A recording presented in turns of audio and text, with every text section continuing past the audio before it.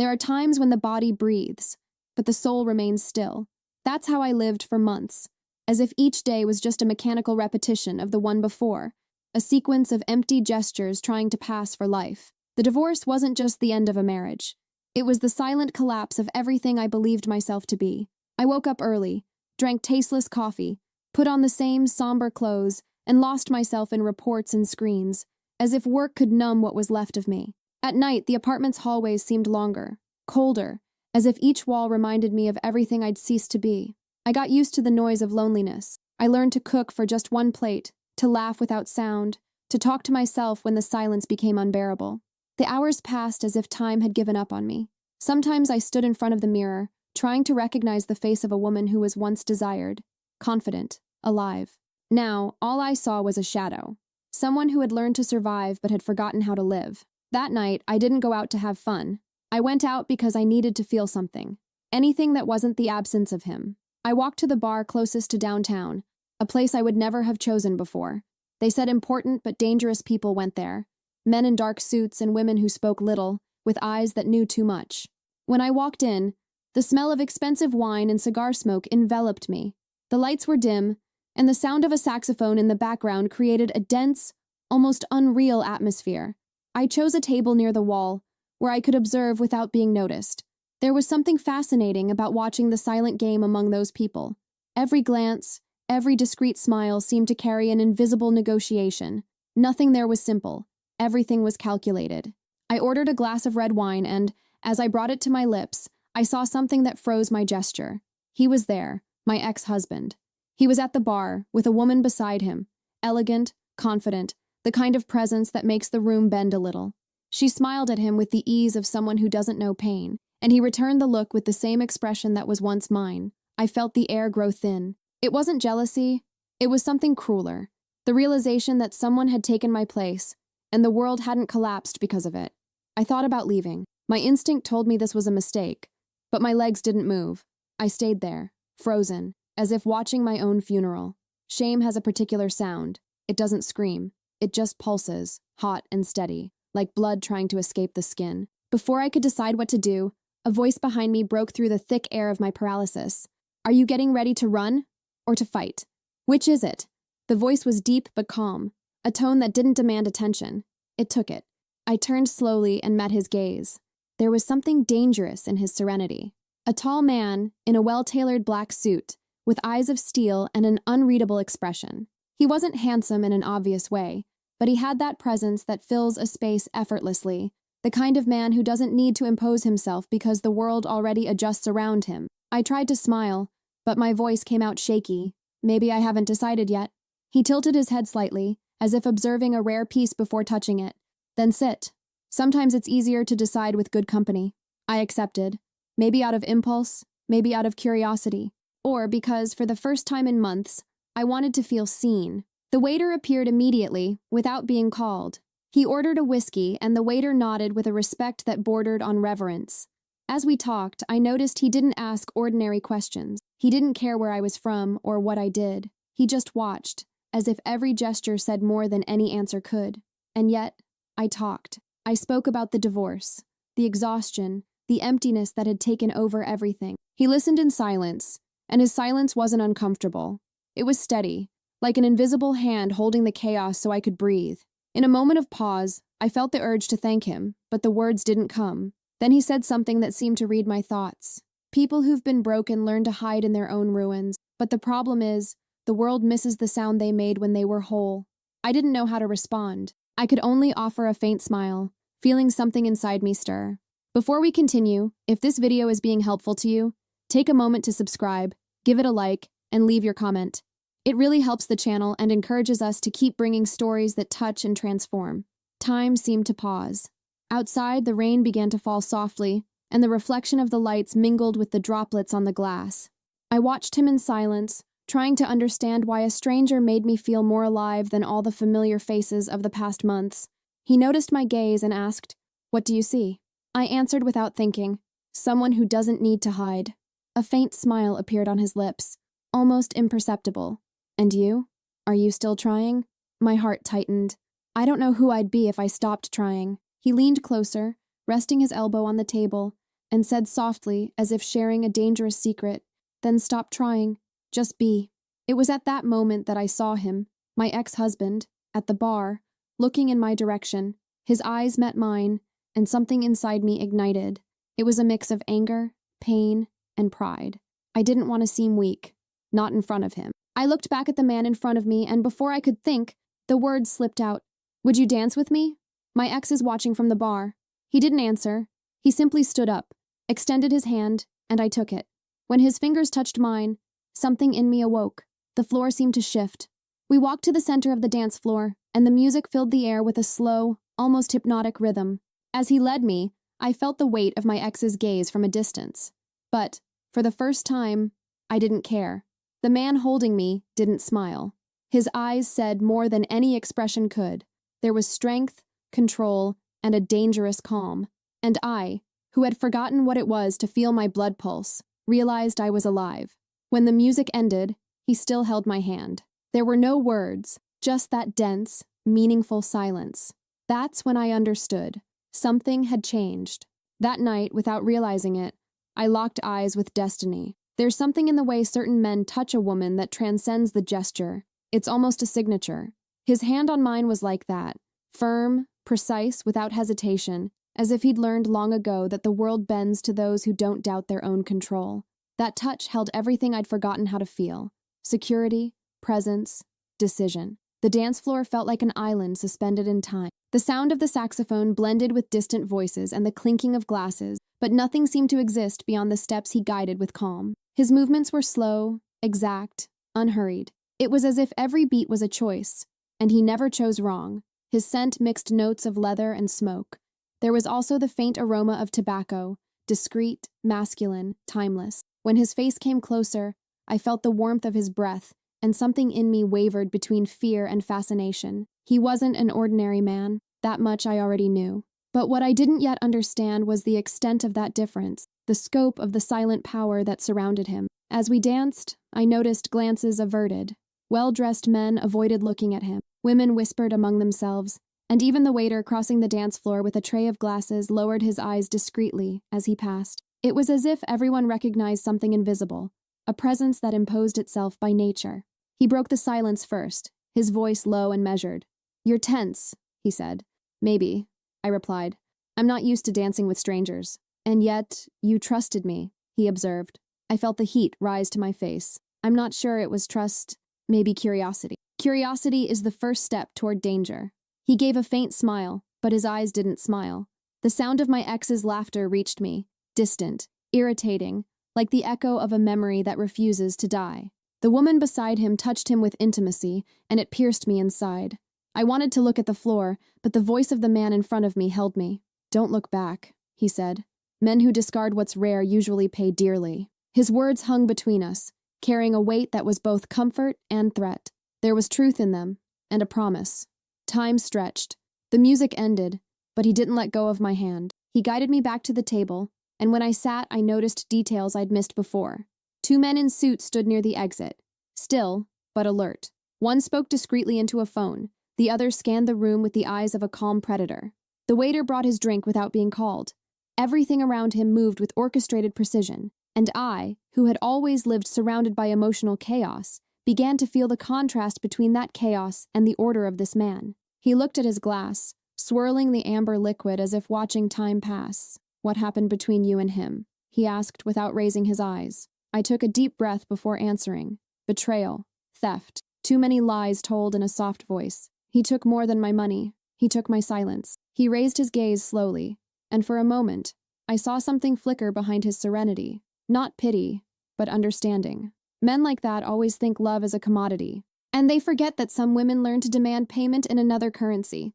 I gave a nervous little laugh. What currency would that be? He leaned in slightly, his voice dropping to a tone that seemed to vibrate in the air between us. "Justice." That word pierced me. There was a promise in it that I didn't fully understand, but that somehow made me feel protected. Meanwhile, I noticed my ex approaching. His steps were heavy with drunkenness and arrogance. He walked as if he believed the world owed him respect, even after he'd destroyed it. When he got close, his eyes landed on me, ignoring the man at my side. "So this is how you move on? Dancing with strangers?" he said, with the cynical smile that once seduced me. Before I could respond, the other man stood. He didn't say a word. He simply placed himself between us. The movement was simple, natural, but the impact was immediate. My ex stepped back half a pace, as if his body recognized something his mind hadn't yet. "You'd better walk away," he said finally, with a calm that chilled the air. My ex tried to hold his gaze, but couldn't. He muttered something about, "It's no big deal," and returned to the bar. I watched him walk away, torn between anger and relief. When the man sat again, I asked, "What was that?" He just shrugged. Sometimes silence is more effective than 1,000 threats. We stayed quiet for a few minutes. I watched him discreetly, trying to understand what drove him. His strength wasn't just in his appearance. It was something deeper, a kind of conviction that made him unshakable. "You seem used to being obeyed," I ventured. He looked at me as if he were about to smile, but held it back. People confuse respect with fear. I prefer the first, but I accept the second when necessary. His honesty gave me chills. There was no vanity, just fact. And somehow, that made him even more dangerous. As the night wore on, I realized he didn't need to raise his voice to command the space. He was the kind of man who didn't ask permission to exist. He simply was, and that was enough. The waiter approached to say the bar was about to close. He stood, adjusted his jacket, and extended his hand. "May I walk you to the exit?" I nodded. As we walked, eyes followed us. Outside, the night wind cut through the damp air from the recent rain. The lights reflected in the puddles like small, distorted mirrors. I stopped under the awning and looked at him. "I don't think I know your name yet." He paused for a moment. Then, with the same calm he'd maintained all night, he said, "Luca Moretti." The name landed between us with the weight of a revelation. I'd heard it before, in the whispered conversations of wealthy clients, in newspapers that avoided details, in rumors of dealings no one dared confirm. Luca Moretti wasn't just a man. He was a presence, a living legend of the elegant underworld. My heart raced, but curiously, not out of fear. There was something inevitable about that encounter, as if fate had decided for me before I even arrived there. He stepped closer, and for a moment, the noise of the street vanished. "Don't worry about what people say about me. They're usually afraid of what they don't understand." He gave a half smile, his eyes fixed on mine. "Good night, Elena," he said, as if he already knew my name before I could recall saying it. And then he walked away, leaving behind the faint trace of his scent and mystery. I stood there, watching his silhouette vanish into the darkness. The name still echoed in my mind, Luca Moretti, the kind of man you don't need to hear twice to remember.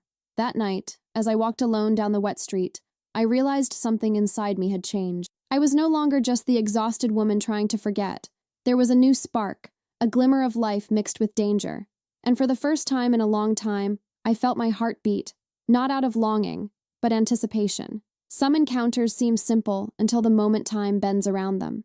The next morning, I tried to convince myself it was all just a coincidence, a dance, a conversation, an ordinary night. But his name echoed within me like a chord that doesn't fade, Luca Moretti. During the day, thoughts hounded me. At the hospital where I worked, amid cold corridors and hurried voices, the memory of his eyes haunted me in quiet intervals. Every time the phone rang, I expected to hear that voice, deep, calm, dangerous, but nothing. That night, fate decided to reappear disguised as chance. I was leaving when I saw a black car parked across the street. It was different from the others. Elegant, discreet, the kind of car that doesn't draw attention but dominates the space around it. A man got out and opened the door for me.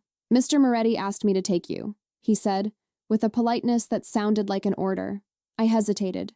For a moment, I thought about refusing, but curiosity won over fear. I got in. The drive was silent. The city lights passed quickly by the windows, reflecting on my face. The driver said nothing, and I didn't ask. There was something ritualistic about it, a kind of prelude to something I didn't yet understand. When the car stopped, I recognized the place, the same bar from the night before.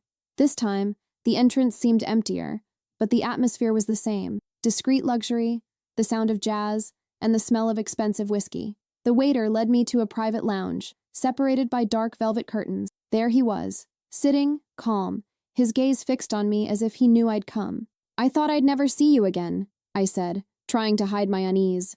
"And yet, you came," he replied. His voice was the same, low, measured, with a firmness woven into every word.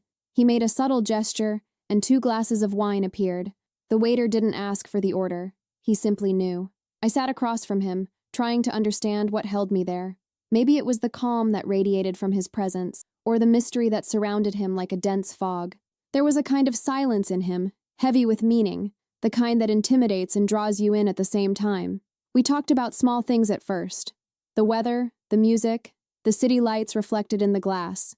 Then he asked about me, not in a banal way, but as if seeking to understand the cracks through which the soul breathes. I told him about the divorce, the fatigue, the loneliness disguised as routine. He listened without interrupting, his eyes fixed on mine, and when he finally spoke, his voice was like a calm verdict. People break what they don't know how to care for, and then they call the destruction they caused fate.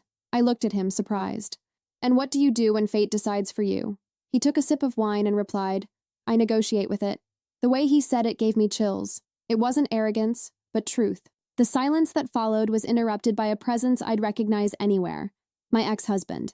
He stumbled in with the same ironic smile and cowardly confidence as always. When his eyes found me, the laughter died.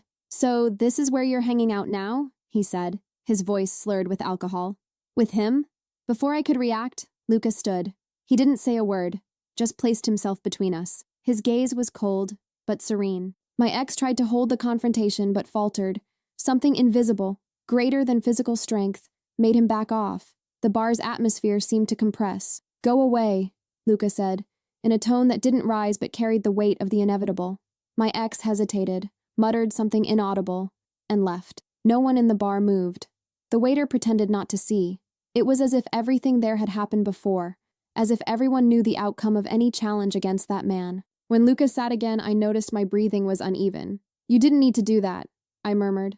I didn't do it for you, he said calmly. I did it because men like that only understand one language. He said it and went back to his drink. I watched him, trying to decipher what lay behind that coldness. Then he spoke, without looking at me. I don't want you to be afraid of me. I'm not, I lied.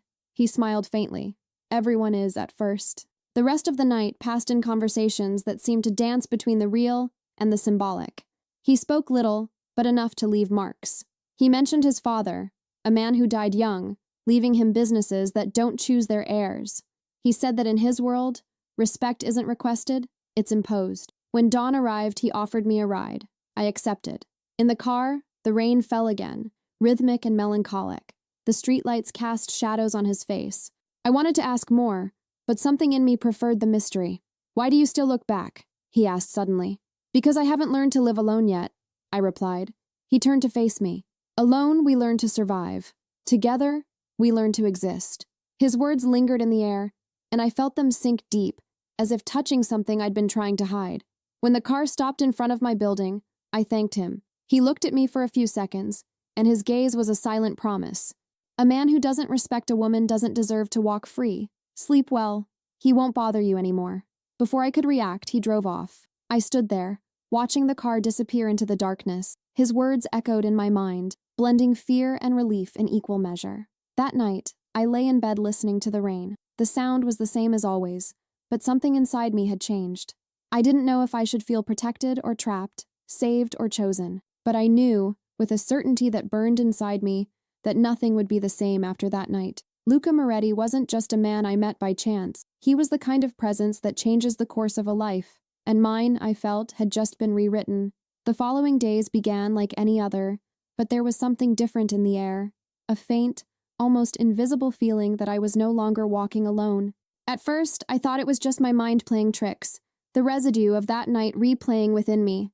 But the truth was, the world around me was starting to change, slowly, like a photograph gaining color. The hospital, once a scene of gray routine, now felt more alive. I noticed faces, gestures, sounds I'd ignored before. Maybe it was the simple awareness of being watched, but at times, I felt it. A black car parked on the corner, a man reading a newspaper at the cafe across the street. A presence without a face, but with purpose.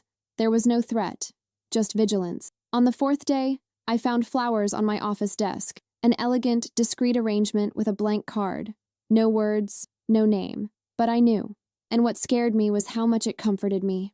That same week, as I left work, I saw the black car again. The driver got out and opened the door. Mr. Moretti asked that I take you home safely, he said, with the same precise courtesy as before. I could have refused. I could have said I didn't need it, but I accepted. And as the car moved through the lit streets, I realized I was no longer fighting his presence. I was accepting it, like a new rhythm in my own heart. At home, the silence no longer felt the same. It had a different weight, a different meaning. The emptiness was now inhabited by an invisible presence, a warm shadow that reminded me of that deep voice. When the phone rang, I wasn't surprised. "Good evening, Elena," he said. "Good evening, Luca," I replied, his name slipping out naturally, as if I'd been saying it my whole life. "Have dinner with me tomorrow." It wasn't an invitation. It was a calm declaration of intent. And yet, I smiled before saying yes. The dinner was at his house, or rather, his empire by the sea. The mansion rose on the cliffs like a sacred secret. Iron gates, silent gardens, and the distant sound of waves crashing against the rocks. I was greeted by two men who didn't need to ask who I was. The door opened, and there he was, in a dark suit, no tie, with his usual serenity. The interior was a reflection of him, luxury without ostentation, order without rigidity. There were books, art, and the faint scent of wood and smoke. When he led me to the table, I noticed everything was perfectly arranged. Candles, wine, the soft sound of a piano in the background. "I hope you're hungry," he said. "More than I thought," I replied, and he smiled with that look that seemed to read beyond words. During dinner, he spoke more than I expected. He told me about his father, a just but inflexible man, about a childhood spent between cities and businesses he didn't choose, about the weight of carrying a name that opens doors, but also closes them. "People think power is freedom," he said, swirling his wineglass, "but power is a prison disguised as a throne." There was something melancholic in his voice. For the first time, I saw him as a man, not a legend. "And why do you stay on that throne?" I asked. He looked at me, serious. "Because sometimes leaving would be cowardice." We stayed silent for a moment. The sea roared in the distance, and the wind gently moved the curtains. "And you, Elena?" he asked, breaking the silence. "What are you looking for now?" "Peace," I answered without thinking. "Peace is a dangerous choice," he murmured. "Sometimes the world doesn't let it last." When dinner ended, we went to the terrace. The city lights twinkled in the distance, and the sound of the waves rose like a constant murmur. I approached the railing, feeling the cold wind on my face. He stood behind me, so close I could feel the warmth of his body. "You look at me like you're searching for danger," he said. "Maybe I just want to understand what I see," I replied. He leaned in slightly, his voice almost a whisper. "Then stop looking and feel. I just want you to see the man, not the name." There was sincerity there, and loneliness. The kind of loneliness that only exists in someone who carries the weight of commanding the world and still sleeps alone. That night, as he walked me to the door, I felt the urge to say something, maybe a thank you, maybe a confession, but he just took my hand and said, "You don't need to say anything." Sometimes silence is the most honest answer. I went home with an unsettled heart. That man disturbed me in ways I couldn't name. He was everything I should avoid, and everything I'd always sought deep down. In the days that followed, he didn't call. He didn't send flowers. No car waited for me at the exit. And yet his presence didn't leave me. I knew somehow he was still there, in the reflections of the glass, in the distant sound of engines, in the feeling that something had changed forever. I began to understand that life, after Luca Moretti, would never be simple again. Because he wasn't just a man who entered my story. He was the line that separated everything I was from what I was about to become. And deep down, I knew. The woman who once forgot how it felt to be alive had now remembered. But living in that new world would come at a price I couldn't yet imagine. The past is like an old perfume. No matter how much you try to wash it away, it clings to your skin, follows you, and reappears when your heart lets its guard down. I should have learned by now that peace, in my case, always comes with a shadow. It was an ordinary Tuesday, one of those days when routine feels harmless, that it all started again. I was at the hospital in the middle of a quiet shift when I saw his name flash on my phone screen, my ex-husband. I hesitated but answered, maybe out of curiosity, maybe out of instinct. "We need to talk," he said without preamble. "It's important." His voice carried that familiar mix of guilt and manipulation I knew so well. I refused. He insisted, said it wasn't about us, but about pending matters. I stayed silent for a few seconds before hanging up. I didn't want to reopen wounds that Luca, somehow, had stitched shut without words. But the past, when it wants to be heard, doesn't need permission. That night, I found an envelope under my door. No sender, just my name written in hurried handwriting. Inside, a single sheet, a photo of me, taken a few days ago, leaving the hospital. On the back, a scribbled sentence, "You don't know who you're getting involved with." My blood ran cold. There was no doubt who sent it. My ex-husband always had a knack for blending fear and drama in precise doses. But there was something different now, a desperation I didn't recognize. I took a deep breath, tucked the photo away, and decided not to tell Luca anything. Not yet. 2 days later, he showed up at my building's entrance, pale, with trembling eyes, like someone who hadn't slept and had drunk too much. "You need to listen to me," he said, stepping closer. "They're coming for me, and for you too." I stepped back. "You're delusional," I muttered, but he grabbed my arm hard. "The money from the divorce, the money I was supposed to pay back. It wasn't just money, Elena. It belonged to dangerous people. They think I still have it, and now they think you know where it is." His voice sounded too sincere to be just an act. But all I felt in that moment was anger, not for what he said, but for the audacity to reappear as a victim. "You should choose your threats better," I said coldly. "Some people listen, and don't forgive." He looked at me, confused. "What do you mean by that?" But I had already turned away. That night, it rained hard. The sound of the drops hitting the windows kept me awake, restless, until I heard 3 firm knocks at the door. My heart raced. I approached cautiously, and upon opening it, saw Luca. He was soaked, his hair damp, his expression unreadable. "Did he come to you?" he asked without preamble. I didn't need to answer. My eyes gave me away. He stepped inside, closed the door calmly, and stayed silent for a moment, staring at the floor, thoughtful. "Then he won't be a problem again," he said finally. The way he spoke, calm, almost tender, sent a shiver down my spine. "Luca, what are you going to do?" I asked. "Nothing you need to know," he replied, and his gaze left no room for insistence. I sat on the couch, dazed. The sound of the rain seemed to match the tension in the air.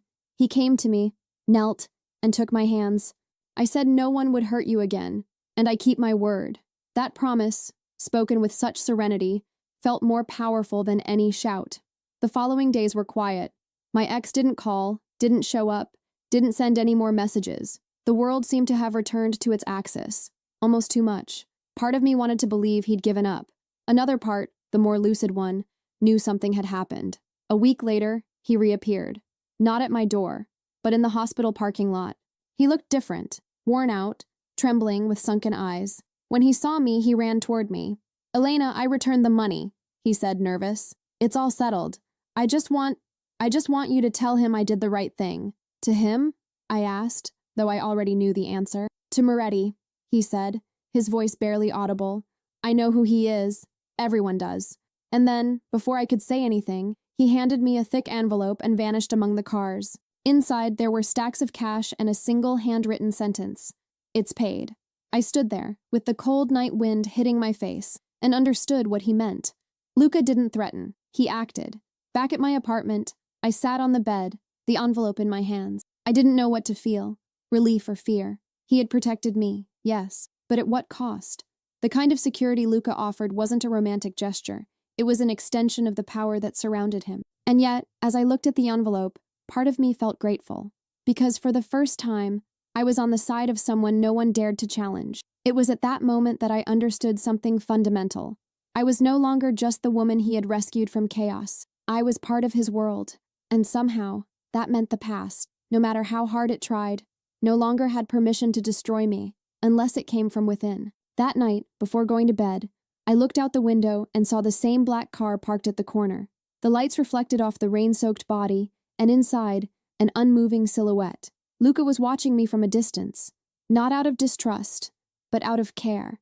And it was there, with my heart racing and my hands trembling, that I realized the danger was no longer outside. It had become a part of me. There are men who touch us without ever laying a finger, men who invade our thoughts, shape the silence, and make us forget the line between fear and fascination. Luca was like that. He wasn't present every day, but when he was, the entire world seemed to bend to his will. And when he wasn't, the echo of his absence became almost physical, filling every corner of my routine. After the incident with my ex-husband, something changed between us. There was no promise, no explanation, but a new language began to exist. I woke up expecting any sign, a call, a short message, a silent "I'm watching you from afar," conveyed without words. The truth is, after him, my solitude ceased to be silence. It became waiting. Weeks passed, and the distance between us wavered between caution and desire. Sometimes I caught glimpses of him, at the cafe across from the hospital, inside a parked car in the distance, in the reflection of a shop window as I crossed the street. Other times his absence became unbearable, until one Friday the phone rang. "Wear something beautiful," he said. "I'll be waiting for you at 8. He didn't ask if I could. He didn't ask if I wanted to, and I didn't need to say yes. I spent hours choosing the dress, as if preparing for a ritual. The mirror reflected an image I barely recognized. The woman from before, the one consumed by pain, had vanished. There was something new in me, a quiet strength, a confidence I didn't know I possessed. When the car arrived, the driver simply nodded. The destination, this time, wasn't the bar or the mansion. It was a discreet restaurant by the sea, with large windows and soft lighting. Luca was there, seated at the farthest table, his gaze calm and radiating the same aura of control that made any space his own. "I didn't think you'd come," he said as I sat down. "I didn't think you'd call," I replied, trying to hide my nervousness. He gave a faint smile, the kind that doesn't reach the lips but is felt on the skin. "Sometimes, you have to let time do its work. The right things don't rush." We talked about trivial things, but every word seemed laden with subtext. The waiter served the wine, and Luca spoke about business. Never in detail, just enough to make it clear that his world was made of decisions few would dare to make. "Do you trust people?" I asked at one point. "Only those who've proven their loyalty," he replied. "Loyalty is worth more than love. Love changes. Loyalty doesn't." I thought about responding, but he continued. "You think love is freedom, Elena," he said, looking at me as if he were deciphering me. "In my world, love is loyalty. And loyalty is the rarest form of freedom." Those words stayed with me. There was something poetic in them, but also absolute, and somehow they touched me in a way I didn't want to admit. The dinner ended, but he didn't let me leave right away. We stayed there in silence, watching the sea through the window. The sound of the waves mingled with the distant murmur of conversations, and everything felt suspended. When I stood to leave, he took my hand. "Stay," he said, his voice low but firm. It wasn't a request. It was a truth spoken with the serenity of someone who's never been contradicted. The night stretched on. We walked along the beach, the cold wind whipping through my hair, the distant lighthouse blinking in an almost hypnotic rhythm. He walked close but didn't touch me, and yet his presence set me ablaze inside. "Are you afraid of me?" he asked suddenly. "I am," I answered honestly. He nodded, satisfied. "That's good. Fear keeps the soul awake." I looked at him, trying to understand. "And you? Are you afraid of anything?" "Of losing control," he replied without hesitation. "But lately that's been happening more often than I'd like." The silence that followed was heavy, almost tangible. I knew what he meant, and I also knew that at that moment I had already crossed the line between caution and surrender. When we stopped in front of the car, he turned, stepped closer, and looked at me. The air between us felt electric. For a moment, I thought he would speak, but he only touched my face, with a gesture so gentle it completely disarmed me. "You have no idea what you're capable of stirring, Elena," he said. That phrase undid me. It was the first touch of truth, and, paradoxically, there was no explicit desire in it. It was something deeper, a recognition. In the car, we rode in silence. When we stopped in front of my building, he didn't turn off the engine. He looked at me for a few seconds that felt eternal. "Can I come up?" he asked, his tone unchanged. I didn't answer. I just opened the door and let him in. The apartment was dimly lit. The distant sound of the city mixed with the rapid rhythm of my breathing. He walked to the window, looked at the view, and then turned to me. The tension between us became almost unbearable. "Since I met you, I no longer know where danger ends and desire begins," I confessed in a low voice. He stepped closer. "Maybe they've never been different things." And then it happened. Not with haste or violence, but with the restrained intensity of someone who understands the value of silence. The kiss wasn't just a touch. It was a pact. A meeting of wounds and desires, of pain and redemption. At that moment, I understood there was no going back. The man who had once pulled me from ruin now lived inside me, not as a savior, but as a mirror. The world outside might call him boss, criminal, or legend. But for me, at that moment, Luca Moretti was simply the man who taught me that love and danger are two sides of the same coin, and that when you choose one, you must accept the risk of losing control. And I, without realizing it, had lost control long ago. A year. That was how long it took for me to recognize myself again, or perhaps to stop being who I once was. Time has a strange way of polishing wounds until they become part of the skin, and when I realized it, remembering no longer hurt. It simply existed. The woman who once entered that bar to escape herself now walked with steady steps, side by side with the man who had transformed her fate into a new frontier. The same bar, the same soft jazz, the same lights filtered through velvet curtains, but nothing was the same. People fell silent as we passed. The gazes that once pierced me with indifference now turned away with respect. There was something in me that had changed, and it wasn't just the elegant dress or the expensive perfume. It was the way I occupied space, the way the world seemed to understand that, at my side, was Luca Moretti. He walked beside me, with the same calm, the same serene dominance I had learned to decipher over time. But now, there was no distance between us. What was once restrained desire had become silent complicity. When we entered, he looked at me with that gaze that blended tenderness and power, and whispered, as if speaking only to me, "It's been exactly 1 year. Do you remember?" I nodded, smiling. I remember everything. The wine, the rain, the music, and when I asked you to dance. He tilted his head, his eyes reflecting the light of the golden lamp. "And now, who invites whom?" he asked. I laughed softly, but before I could answer, he stood and extended his hand. The gesture was the same as before, but the intention was different. There was something symbolic in that invitation, something that sealed not just a cycle, but a new life. When his fingers touched mine, I felt the same shiver as the first night. Only this time, it wasn't uncertainty. It was recognition. We stepped onto the dance floor. The saxophone began a slow, melancholic melody, and everything around us seemed to vanish. The lights, the voices, the distant murmur, everything dissolved until it was just the two of us, dancing as if time had stopped to watch. He held my waist firmly, but without possession. It was the touch of someone who knows the value of what they have and doesn't need to prove anything. "You asked me for a dance to provoke the past," he said, his lips close to my ear. "Now, I ask you for one to seal the future." His words cut through the music like an ancient promise being renewed. I rested my face on his shoulder, closed my eyes, and let the world spin. Memories came in fragments. The empty bar, my ex's gaze from the counter, the fear of being seen, the first touch, his voice saying that weakness was a choice. All of it still lived in me, not as pain, but as origin. He looked at me, and I saw in him something I had never seen in any man, the vulnerability of someone who had finally found rest.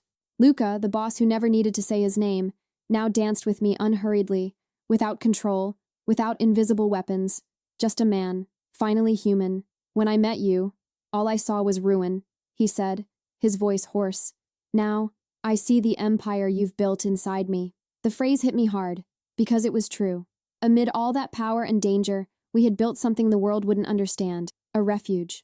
The music changed its rhythm, and we followed. Each step was a reminder that we were no longer the same people fate had brought together. I was no longer the lost woman seeking to forget. He was no longer the untouchable man burdened by being feared. We were two survivors who had found rest in each other. When the song ended, he didn't let go of my hand. We stood there, motionless, as the bar resumed its life around us. There was a silent peace between us, the kind of peace that isn't negotiated, only recognized. I looked at him and smiled. "I came here once to forget who I was. Now, I come to remember who I've become." He returned the smile, that half gesture that always hid more than it revealed. "And who are you now, Elena?" he asked. I thought for a moment before answering. "Someone who's learned that love isn't the absence of fear, but the courage to stay even when it's there." He leaned closer, and the kiss that followed wasn't urgent. It was mature, serene, a seal of everything we had been through. When we pulled away, the entire bar seemed to breathe with us. The music returned, the conversations blended, and I realized the world had resumed its rhythm, but mine was already different. As we returned to the table, I felt a warmth in my chest, not the impulsive heat of passion, but the warmth of certainty. The certainty that sometimes life begins anew in the same place where it once fell apart. I sat beside him, and Luca, as always, kept his hand over mine, firm, protective. "The dance is over," I murmured. "No," he replied. "Some stories don't end. They just change their rhythm." I smiled. Outside, the rain began again, soft and calm, like that first night, and I knew, with the clarity of someone who finally understands their own destiny, that the past hadn't died. It had simply learned to dance to our rhythm. If this story touched your heart, write in the comments what moved you the most, and share this video with someone who needs to hear it. And if you want to keep following stories like this, subscribe to the channel and turn on the notification bell. Until the next chapter.